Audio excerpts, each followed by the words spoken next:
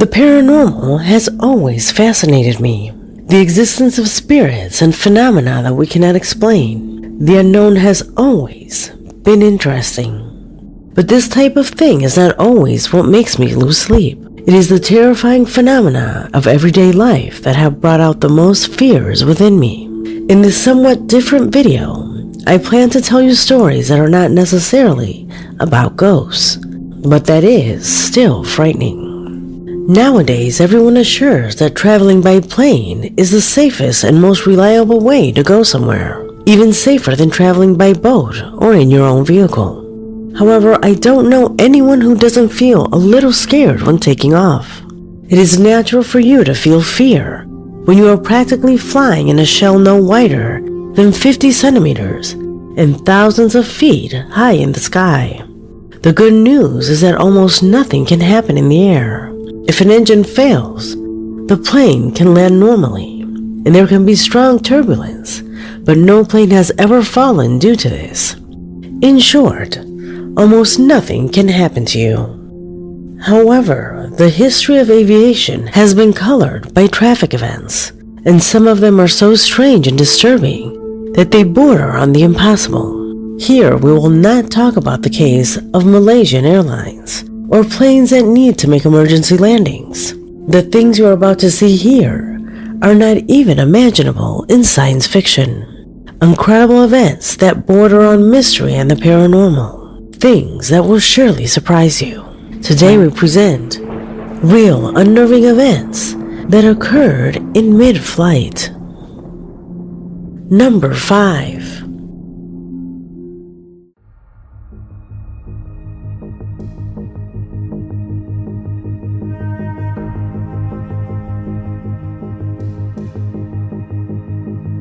June 10th, 1990 was just another day for the controllers at the Birmingham airport in the UK. As usual, they were giving instructions to the different planes that were landing and taking off. However, that day would go down in aviation history when they received a call from British Airways Flight 5390, a plane that had recently taken off from the airport bound for Spain.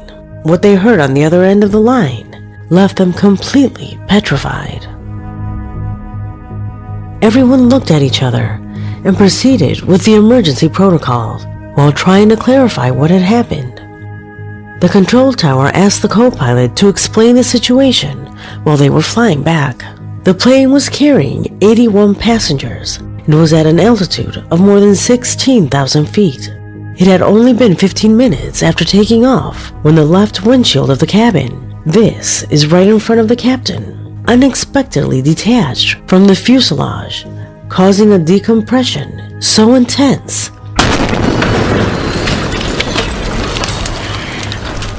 it literally sucked the captain, Tim Lancaster, out of the aircraft.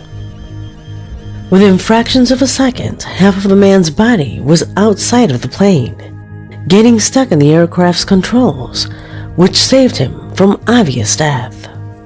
The co-pilot put everything in automatic mode and proceeded to grab the captain by the legs.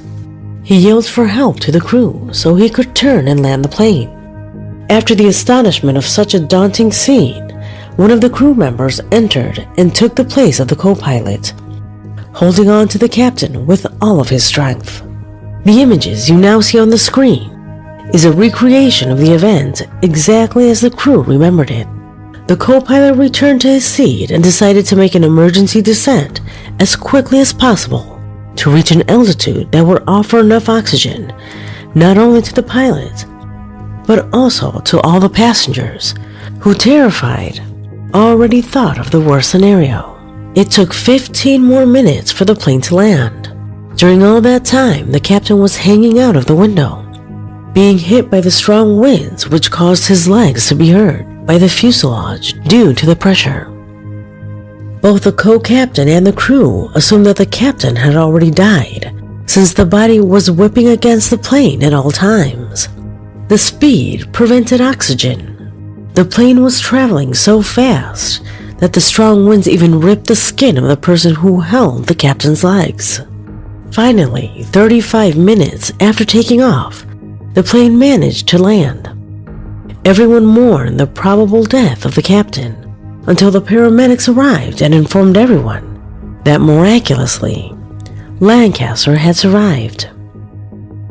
Subsequent investigations discovered that what caused the windshield to detach were a few screws that did not correspond to that model of the plane and that were placed only 27 hours before takeoff. Without a doubt, an episode that marked all those who boarded that flight, and that surely they will never forget. Number 4.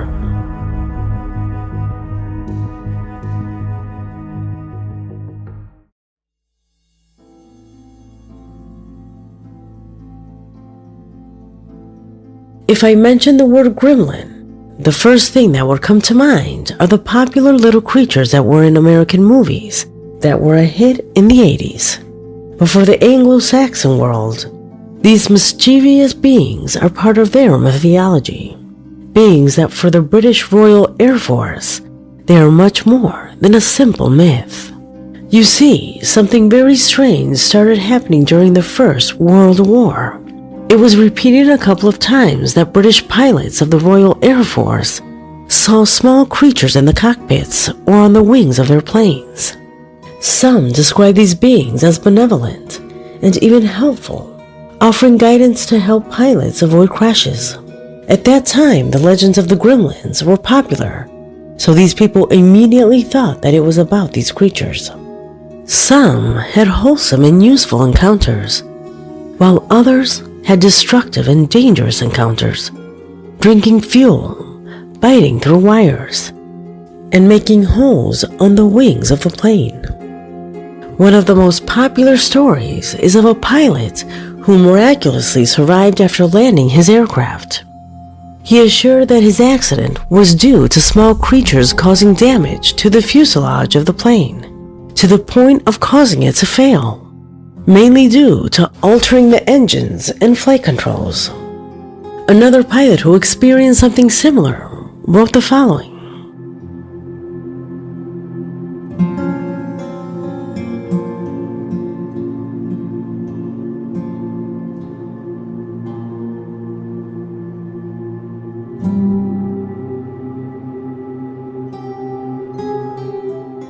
The cases became so common that the British Air Ministry created a commission to investigate each case, including a gremlins expert, who created a guide indicating the most common acts of the creatures and the scenarios in which they had to be looked out for.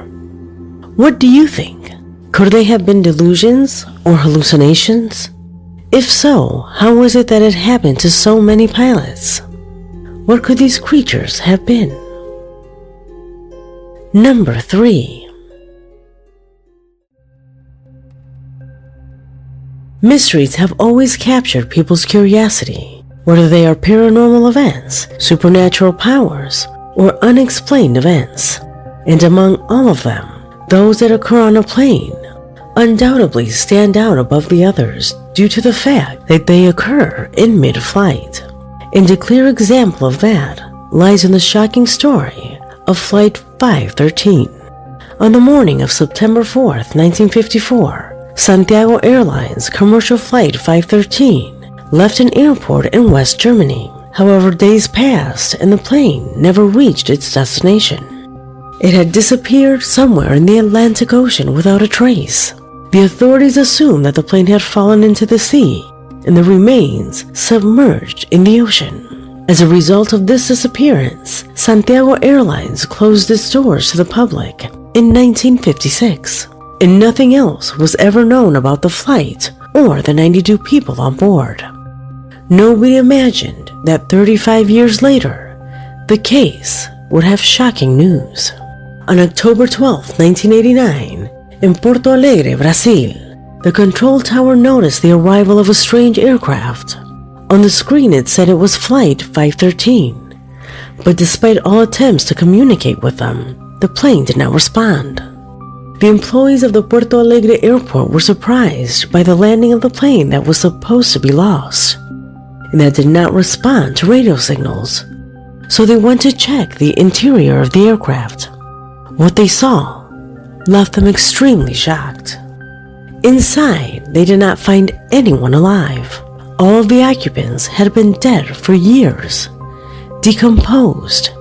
In fact, upon entering the cockpit, the captain's corpse was still holding the controls.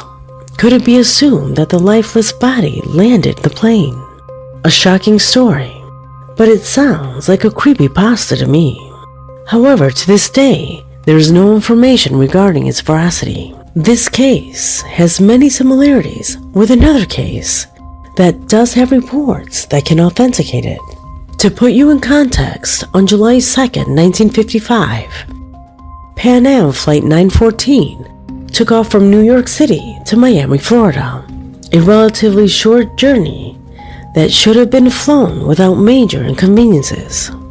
However, 3 hours later, when the plane had to reach its destination, it simply disappeared from the radars. The control towers did not receive distress signals. The plane had simply disappeared into the air. Everything indicated that it had crashed somewhere along the way.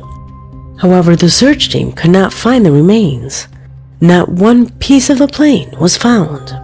Investigators were unable to explain how the aircraft had disappeared with 61 passengers on board.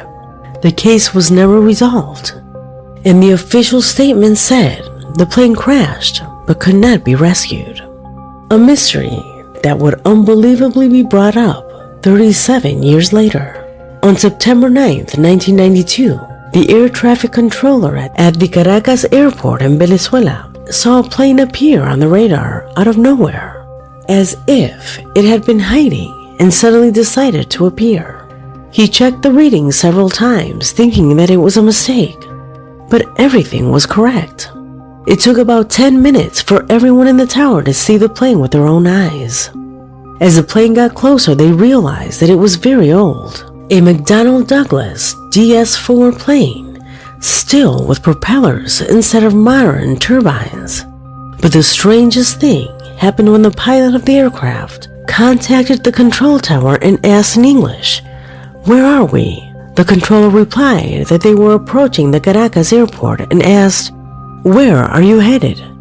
After several minutes, the pilot replied, "We are Pan Am Flight 914, heading from New York to Miami, Florida, with a crew of 4 and 57 passengers on board." What was a Pan Am flight doing 1,700 kilometers from its destination? That was the question everyone asked. From the tower, they ordered to clear the runway for the plane to land. They thought that perhaps the pilot had gone crazy, but since there were people on board, they had to be saved. The ground units immediately went to the aid of the plane, which had no problem landing. However, one question would change the course of the entire operation. When the operator told the pilot that it was May 21st, 1992, the pilot reacted in a very bad way, saying that they should get away and that they would leave immediately. The operator tried to stop it, but all to no avail. The plane took off and minutes later disappeared from radar, never to be seen again. Some say that everything was the product of a collective psychosis. However, there are files where many people claim to have witnessed the same event, so this case is much more likely to have been real. Number 2.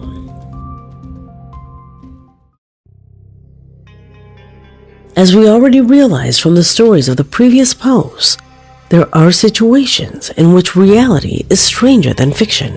The case of the Aloha Airlines Flight 243 is undoubtedly one of them, since to this day what happened on April 28, 1988 is considered a true miracle. That day at 1:20 p.m., the Aloha Airlines Boeing 737-200 was ready on the runway, finalizing the details of positioning and preparing for takeoff. And 5 minutes later, the plane was already in the air, gaining altitude with 90 passengers and 5 crew members. The normality of the flight lasted 21 minutes. After that time, and at 24,000 feet, a true nightmare became a reality. Unexpectedly, the aircraft suffered an explosive decompression that, although you find it hard to believe, blew off part of its roof and much of the lateral fuselage from the front of the wings. Have you ever been on a plane? Just imagine it. The flight is normal until suddenly and without warning, an explosion blows off almost the entire roof of the plane. Between screams and shrill noises, you look up and see the open sky. In mid-flight, the plane remained as you now see on the screen. This is a real image, with a third of the passengers in the open, exposed to the fierce winds and temperatures that bordered on 20 degrees Celsius. It is surely an image so terrifying that it becomes inexplicable. An image that will now haunt you every time you get on a plane. It sounds like science fiction, but it happened in real life. Unfortunately, everything happened so fast that Clarabelle Lansing, the cabin manager, was automatically ejected from the plane. Her body was never found, and it is likely that she died on impact with the sea. According to many, a terrible misfortune in the midst of a chain of miracles. This was due to the fact that the rest of the passengers and cabin crew were still fastened to their seatbelts, thanks to the fact that the light signal had not been turned off. But it was not the only thing. Everything was given so that the metal of the aircraft would continue to break under so much pressure. In fact, at any moment, it could have split in two, which would have meant the end of the 94 lives that were still on board. However, despite the explosion, and without knowing exactly what was happening, the pilot managed to request an emergency landing at the Kahului airport, the closest city to his position, thus starting the descent of an aircraft that could break into pieces at any second. It was 13 minutes of descent, 13 long minutes that passengers lived in terror of everything that was happening around them, not knowing if they would survive or not. A moment when, against all odds, another miracle came to light. In the middle of a forced landing, the landing gear responded without major problems. Just imagine what it was like for them to experience that. The images captured on the runway were truly shocking. A plane lay on the tile with a third of its fuselage detached, as if it were an urban tourist bus. A true miracle that to this day is remembered. Number 1.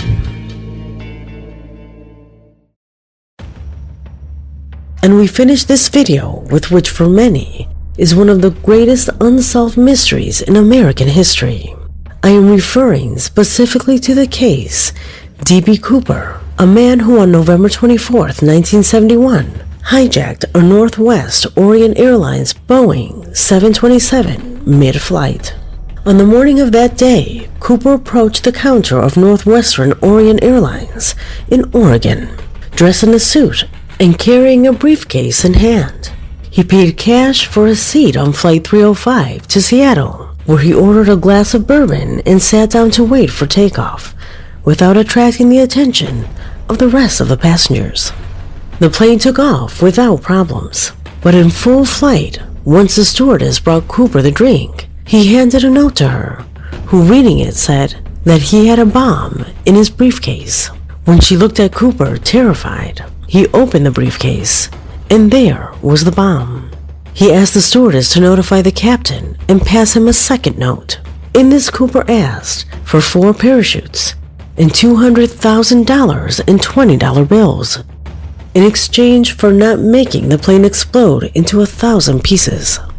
The flight attendant took the note to the captain, who arranged for the passengers to get off in Seattle after the subject was handed the money. After freeing the passengers and with the money in his possession, Cooper ordered the crew to put the plane back in the air, bound for Mexico. The police couldn't do anything since he still had the crew hostage, so the plane took off. It was at that moment that the subject places all of the crew in the pilot's cabin and demands to open one of the rear doors. A moment in which, without thinking too much, he jumped with the parachute and the stolen money in the middle of the night over an area covered by a dense forest. Thus begins one of the most incredible mysteries in the United States. In searching the area, the FBI found no trace of D.B. Cooper. Only a tie was found on the plane. Over the years, a series of investigations had been carried out. More than 800 suspects were mentioned, and even a man named Richard Floyd McCoy was arrested. But he denied all the accusations, and since they did not have enough evidence against him to ensure that he really was D.B. Cooper, they released him. Another possible clue was found by a child in 1980 when the miner found a bundle full of $20 bills near the Columbia River. Bills that turned out to match the serial number of the ransom notes given to Cooper on the day of the kidnapping. The package contained around $5,800, but there was no sign of the rest anywhere. More than 50 years after that event, it is really not known what happened to D.B. Cooper, if he did die on the spot or survived his incredible parachute jump, becoming part of a myth that is remembered from time to time in books, series, or movies, and that without a doubt deserve to crown this video. Do you know of any other case that you would like for me to mention here? Leave your opinion in the comment box, because this video has come to an end. My name